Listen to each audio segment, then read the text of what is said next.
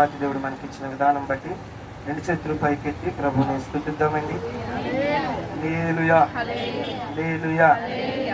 దేవునికి మహిమ కలిగిన గాక. మరి మంచి సాక్ష్యములు మనం విని ఉన్నాము.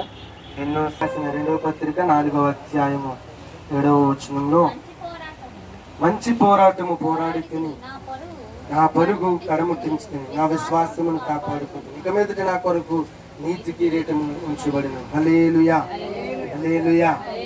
ఈ మనం చూసినట్లయితే ఇక్కడ 2 మాటలు లేదా 3 మాటలు కనిపిస్తున్నాయి. ఒకటి మంచి పోరాటము. ఏంటండి? మంచి పోరాటము పోరాడి తిని. 2 ఏంటి? నా పరుగు అనే మాట కనిపిస్తుంది.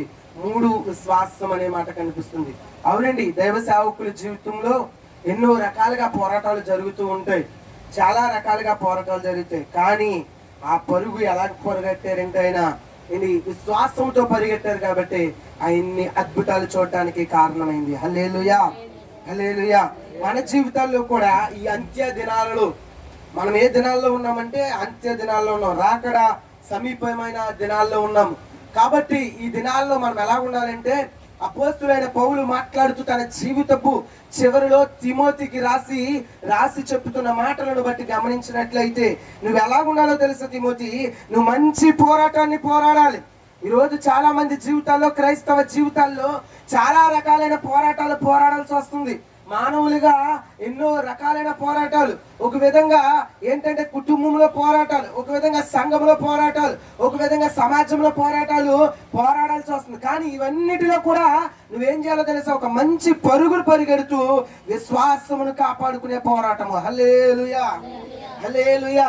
విశ్వాసమును కాపాడే పోరాటము. నువ్వు ఒకవేళ నీ పరుగు ఎలా ఉండాలో తెలుసా?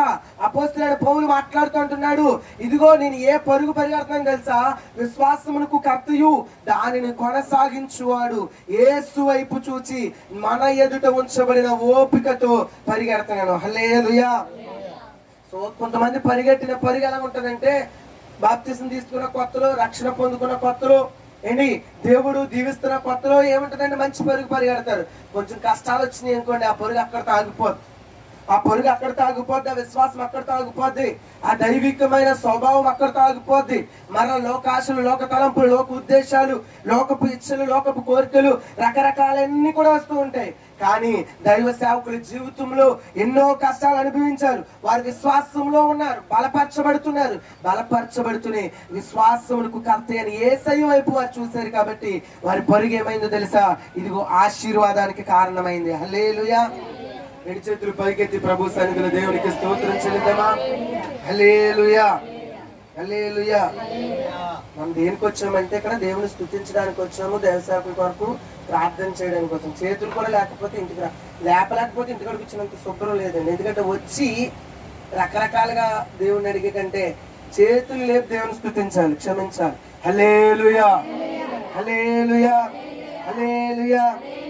చర్చిలో అన్ని చేతులు వేసిన దాకా చెప్తాను తెలుసా? ఆక్కుంటాను, అందరూ చెప్తారు. అర్థమైందండి? మళ్ళీ ఒకసారి హల్లెలూయా, హల్లెలూయా, హల్లెలూయా. పాస్టర్ గారి చేతులు ఎత్తలేదు. హల్లెలూయా. దేవునికి మహిమ కలిగిన గాక. 1 మంచి పోరాటం పోరాడాలి. 2 మంచి పరుగు పరిగెట్టాలి. 3 మంచి విశ్వాసం చూడాలి. అబ్రహాము జీవితంలో మనం చూస్తూ ఉన్నాం. నా మాటలు ముగిస్తూ ఉన్నాను. అబ్రహాము జీవితంలో చూసినట్లయితే ఎన్నో కష్టాలు వచ్చినాయి, ఎన్నో ఇరుకులు వచ్చినాయి. ఎంతో మంది ఏమన్నారో తెలుసు? సారమ్మ గారిని చూసి ఇంక పుట్టరో, ఎందుకు అనవసరం, ఇంత డబ్బు సంపాదించుకున్న దేనికి అని ఎన్నో రకాలుగా మాట్లాడారు. కానీ అబ్రహాము విశ్వాసము అలాగ ఉండడం బట్టి తన జీవితంలో ఇస్సాకును నవ్వుగా ఇచ్చాడు దేవుడు. హల్లెలూయా, హల్లెలూయా. యోబు జీవితంలో చూస్తూ ఉన్నాము. ఎంతో మంది ఎన్నో రకాలుగా మాట్లాడారు. కట్టుకున్న భార్య విడిచిపెట్టింది, కడుపును పుట్టిన పిల్లలు చనిపోయారు, సంపాదించిన ఆస్తి అంతా పోయింది. కానీ విశ్వాసాన్ని విడిచిపెట్టలేదు. నోటి మాటతో కూడా ఏం చేయలేదంటండి? పాపం చేయలేదు. హల్లెలూయా. నోటి మాటతో కూడా యోబు ఏం చేయలేదు? పాపం చేయలేదు. అందుకే దేవుడు దీవించాడు. ఎలాగో తెలుసా?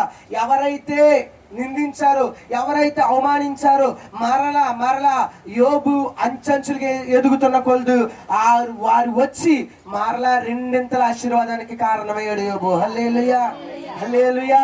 మరలా యోబు జీవితంలో పోగొట్టుకున్న వారికి ఎంతమంది అయితే ఉన్నారో అంతమందిని దేవుడు ఇచ్చాడు. వారిలో దేవుడు అత్యంత సౌందర్యవతులను దేవుడు ఇచ్చాడు. హల్లెలూయా. అప్పటి చరిత్ర చెప్తుంది, అప్పటి కాలానికి వారిలో ముగ్గురు కూడా ఎలాంటి వాళ్ళు అంటే తెలుసా, వరల్డ్ ఫేమస్ ఏంటంటారు వాళ్ళు, అందగత్తెలు అంటే వాళ్ళు యోబు కూతురులు. అంతగా దేవుడు దీవించాడు. అవునండి, మన శ్రమలో కుంగిపోకుండా మంచి విశ్వాసం మన జీవితంలో ఉండి మంచి పోరాడాలి. శ్రమలు వచ్చినాయి, కష్టాలు వచ్చినాయి అని కృంగిపోకుండా మరలా మంచి పోరాటం మనం పోరాడినప్పుడు, పరుగు ఆపకుండా పరిగెట్టినప్పుడు మన జీవితంలో దేవుడు అద్భుతాలు చేస్తాడండి. అటువంటి కృపాధన్యత మనకును, మన పరిచర్యలకును, సేవకుల కుటుంబానికి దేవుడు దయచేయను గాక. సమయించిన దైవ సేవకులను, వేదికను అలంకరించిన దైవ సేవకులకు నా హృదయపూర్వకమైన అందరూ తెలియజేస్తాను.